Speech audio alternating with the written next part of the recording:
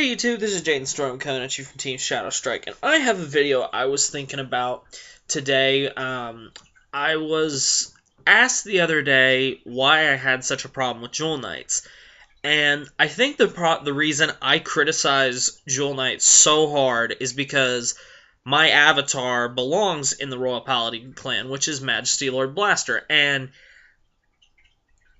maybe it's because I am a little biased, I'll even admit it, that, okay, here's where Majesty is, I expect everything to be at level or better than him, or, or something along that line.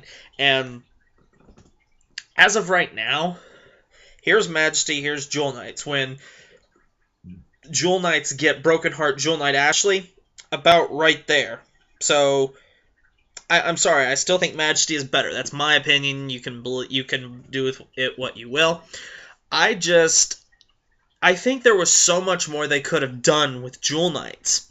So, I made a little bit of a list here, and I'm going to talk about a couple of the things that really hurt Jewel Knights and what I think it should have been, and maybe some ideas. And of course, I would like your guys' feedback on this, and you can tell me if you think I'm dead wrong, or if you even agree with a couple of my ideas. Okay, the first one that I want to talk about is Salome. Now, just for clarification, I mean, I'm pretty sure everyone's seen or heard of Salome, but... So, Salome, right here.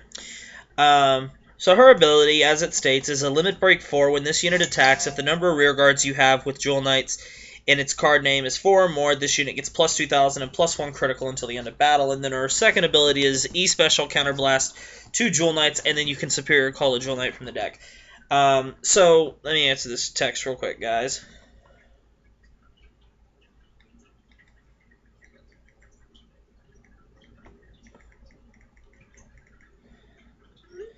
So, anyway, guys, so here's my main problem with Salome. It's that right there.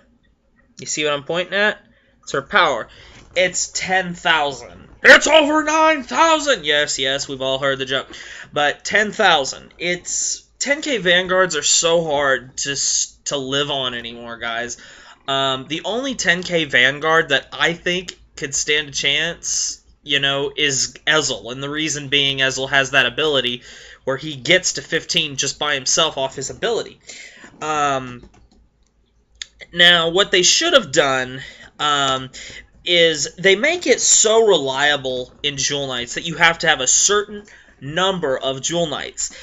And that number is 4. You need 4, always. You need at least 4 Jewel Knight rear guards. And that really hurts them, especially when they released it to where they were releasing it to where there was only a limited amount of Jewel Knights. To where if you wanted to play Jewel Knights, you were going to have to probably necessarily play a couple of cards that you wouldn't have liked. So they released the set, they released it in set 10, and there was just a bunch of stuff in there that just was like, I don't like this. Okay, of course you have Salome as you got one of the best break rides, honestly, and it's sad because, come here, you stupid.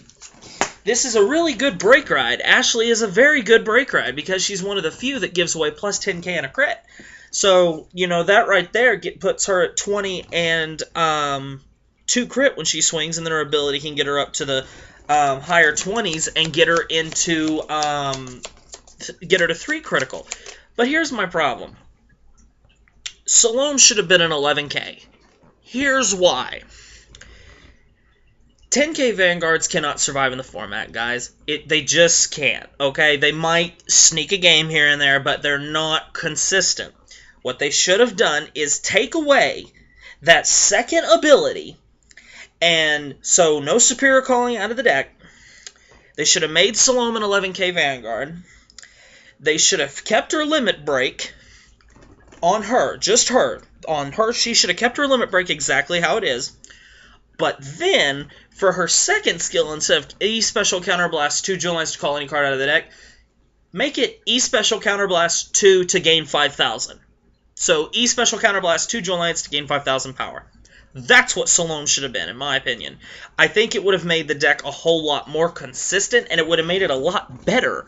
True, Salome is... The reason they gave this skill to Salome is because she is 10k. Maybe that's why they did it. I don't agree with it. But that is what I would have done with it. You know, because it seems like to me, I would rather just break ride Ashley on top of Ashley. I mean, because this is so much easier to guard than this is. So, and then Ashley, no problems.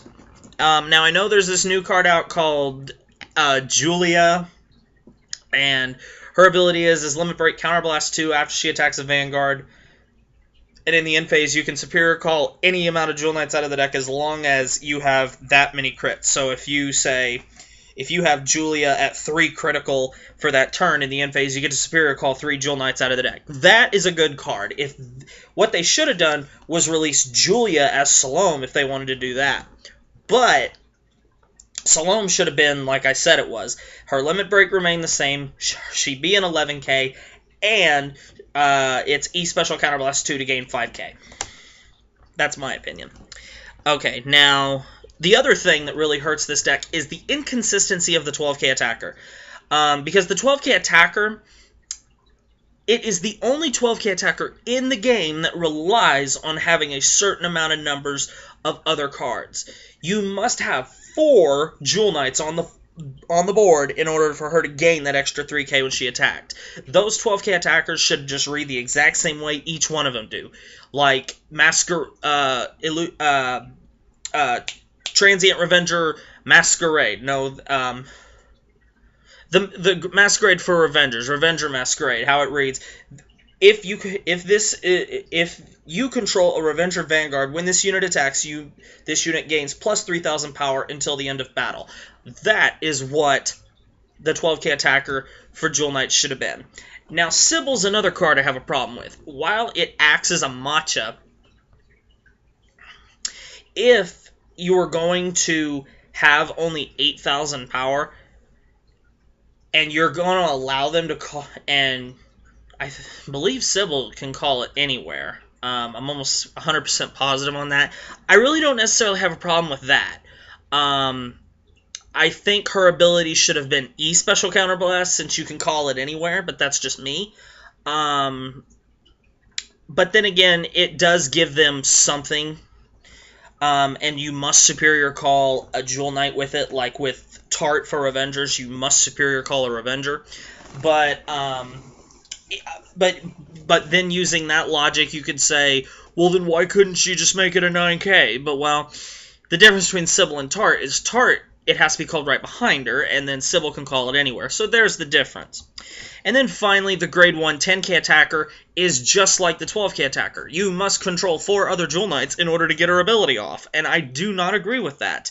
They should read just like all the other ones do. When this unit attacks, if you have a Vanguard that matches this archetype, it gains +3. And, you know, there's plenty of archetypes out there that have these cards. You know, you can name them for days. But... And then, other than that, that's really all I have a problem with. Because the deck, I don't know. I mean, it's like if you didn't want the deck to be decent until set 14, then why didn't you release it in set 13 and then get the rest of it in set 14? You know, I don't get the point. Why have the deck suck for so long and then make it come back? Now, don't get me wrong. I really don't care, because I'm not building Jewel Knights either way, and the only way I would build it is if I could pick the deck up for dirt cheap just so I could have it to trade off. But overall, guys, I really don't see the deck doing much. Even when Broken Heart Jewel Knight Ashley gets here, I mean, they're getting a lot better support, guys, to make the deck to where it can be a threat if it were available now. But set 14, there's just a lot better cards out there. Set 14, guys, there's just a lot better cards that I would rather play besides a Broken Heart Jewel Knight Ashley deck. Hello, Ezel.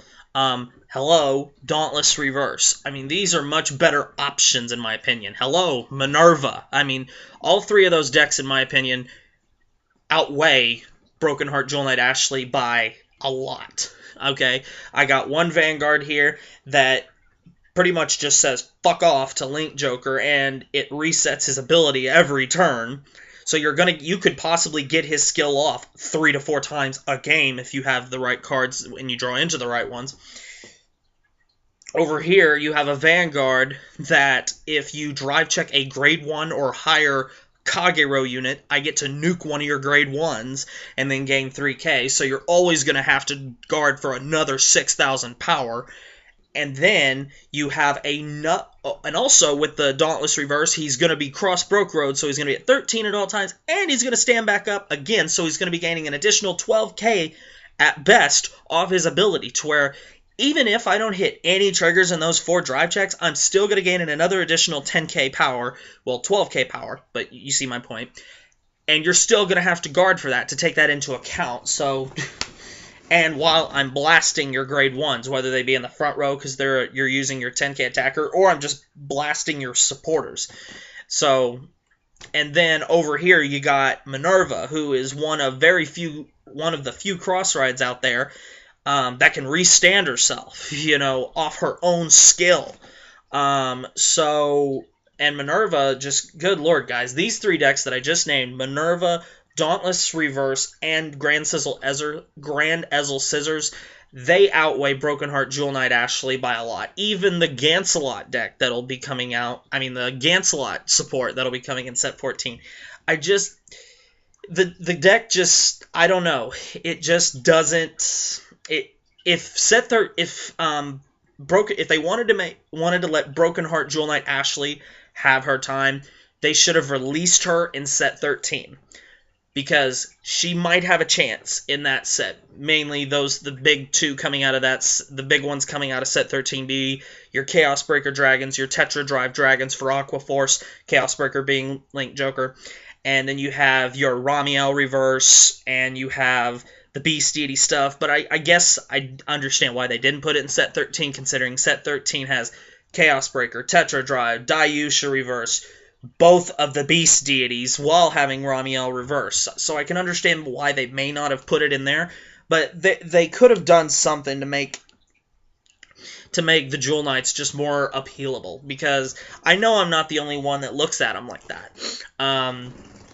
But anyway, guys, this is my thoughts on Jewel Knights and why I think they're just not that good. And I don't mean to insult you if you're a Jewel Knight player. And if you like playing them, power to you, keep playing them, and I want you to keep playing them. I'm not trying to turn you off of Jewel Knights. It's just my opinion. These are just a few of the ideas that I had if I was building the deck. So tell me what you guys think. Do you think I have a legitimate claim? Do you have another question that you want me to answer about it? Because I will. So anyway, guys, thanks for watching. Comment, subscribe, thumbs up. Please share your comments in the comment section below with me, and I'll see you later.